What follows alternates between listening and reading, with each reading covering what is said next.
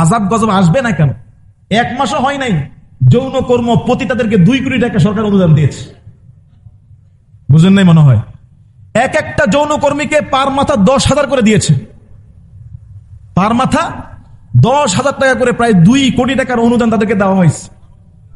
যেখানে এই সমস্ত ভণ্ডামি, এই সমস্ত অশ্লীলতা, এই সমস্ত অবৈধ কারখানা ভেঙে গুড়িয়ে দেওয়ার কথা, সেখানে অর্থায়ন করে উৎসাহিত করা হচ্ছে। নাউজুবিল্লাহ বলেন, আযাব গজব আসবে না কেন? আজ পর্যন্ত বাংলাদেশের সরকারি ফান্ড থেকে একজন ইমামকে বা একজন মুয়াজ্জিনকে 10,000 টাকা দেওয়া হয়নি। দেওয়া হয়েছে?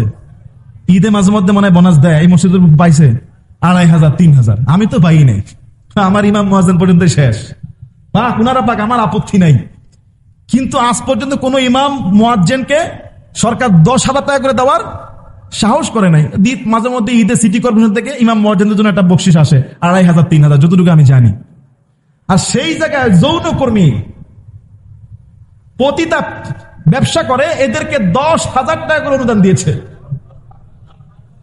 কি একটা বাজে অবস্থা, যেখানে এগুলি ভেঙে চুরমার করে এগুলিকে জেলখানায় ঢুকাবে, বেত্রাঘাত করবে, বিবাহিত হইলে পাথর মেরে হত্যা করবে, ইসলামী শাসন, সেখানে উল্টা কি